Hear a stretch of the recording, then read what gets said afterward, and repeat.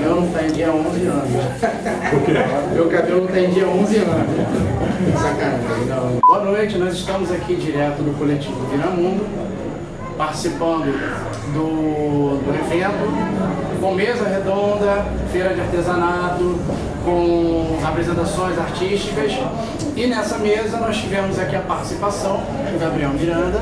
Olá, obrigado pela participação aqui na nossa gravação direto para o site do Coletivo Viramundo e também para as redes sociais. Se você quiser saber mais sobre o coletivo e também sobre o evento, basta acompanhar no Facebook, Instagram, assim como no próprio site, ok? Para procurar a descrição, vai aparecer aqui embaixo. Bom, Gabriel, você está lançando um livro em conjunto com a Ilana Paiva, o Juventude, Crime e Polícia, Vida e Morte na Periferia Urbana, pela editora CRV. E uma das coisas que eu percebi no livro, na primeira leitura que fiz, foi sobre a necropolítica como ferramenta de controle da juventude sobre a meio periférica. Você consegue aprofundar mais essa questão de como o crime e a polícia associada à necropolítica com a juventude periférica, como isso interfere em outras gerações posteriores, por exemplo?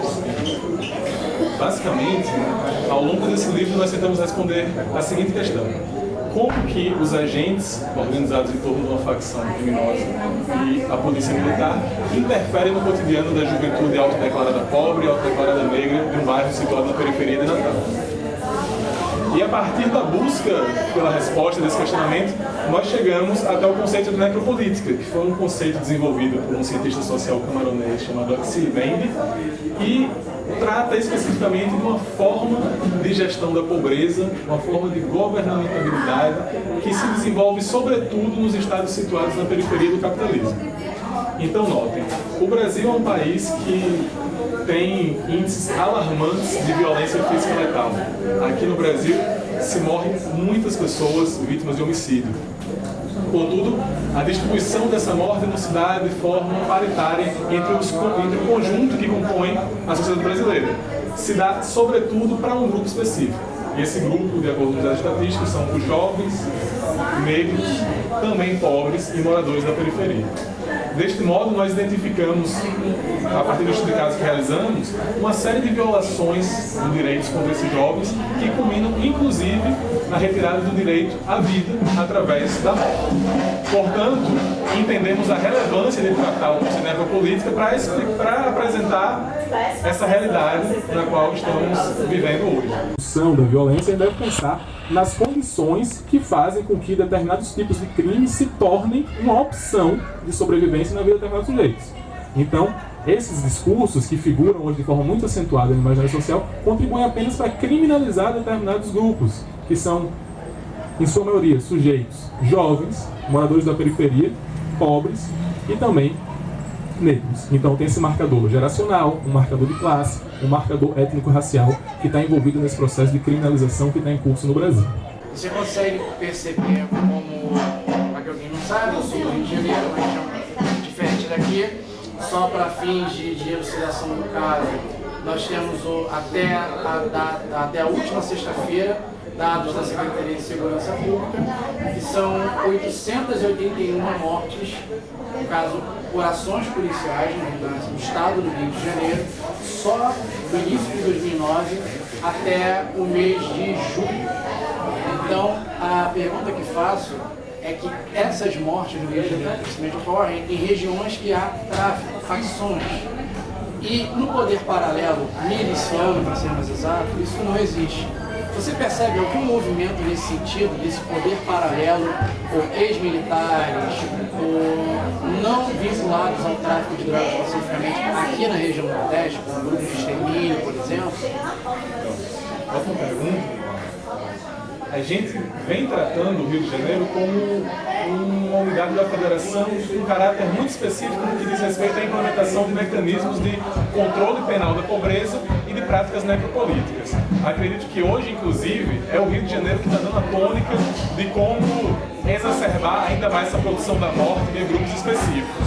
no que diz respeito a esse dado que você acaba de informar, é realmente alarmante e nos coloca uma série de questionamentos que essas mortes estão sendo produzidas não em territórios onde há atividade de milícias. Mas são 2.000 ao todo, somando polícia e somando atividades policiais e outros tipos de mortes letais, sob ações da polícia, 881, nenhuma em área de milícia. Perfeito. Nos causa um enorme estranhamento, um enorme desconforto, que nos faz questionar o porquê que a polícia esteja agindo de forma tão turbulenta em determinados territórios e não em outros. O que nos leva a crer, inclusive, que há uma relação, não sei, mas talvez de cooperação entre esses agentes e os agentes que estão efetivando essa morte em outros territórios, de modo que as fronteiras entre o que é estatal e o que é paraestatal ficam muito nebulosas. É interessante lembrar também que durante o governo de Michel Temer nós tivemos uma intervenção militar federal no Rio de Janeiro, cuja proposta era de reduzir a violência, reduzir a insegurança.